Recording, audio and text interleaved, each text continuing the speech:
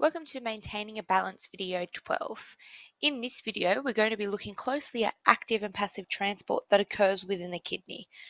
We're going to look at why they're not always the most adequate process for removing nitrogenous waste, and we're going to also make sure that we know exactly where active and passive transport is occurring within the kidney.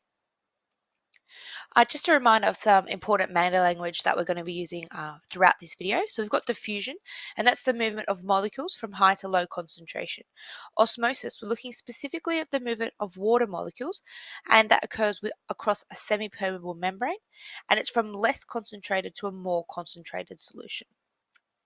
Active transport, that's when we use energy to pump or carry materials across a membrane, and we've got passive transport, which is the movement of materials without the use of energy.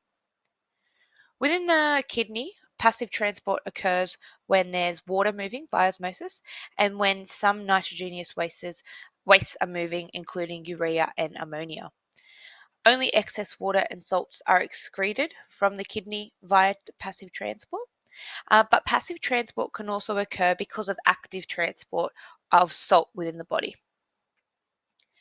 When we look at active transport in particular, we're looking about the movement of sodium ions, glucose, amino acids, and hydrogen ions across the wall of the nephron. And that's the structure that we're going to be looking at in the next video that helps to filter our blood and make sure that we are retaining what we need to, but also making sure that we're getting rid of what we don't. Glucose and amino acids are usually absorbed within the kidney, and that needs to happen across or against a concentration gradient. So that requires active transport. Nitrogenous waste and hydrogen ions are added to the urine in the kidney tubules, and that's because we don't want any of those kind of products within our body. So sometimes it has to go against the concentration gradient again. And also ions are actively transported from the urine into the kidney cells by the sodium pump. So that makes sure that we're conserving salt and water. And because we're doing that, water is drawn back in from the osmotic pull of salt. So when we increase the concentration into our kidney cells, water follows, and that's a passive movement.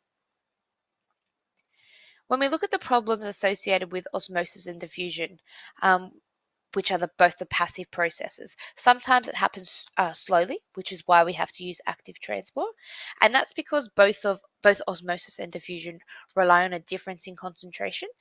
So when the concentration is close to equilibrium, it can occur quite slowly.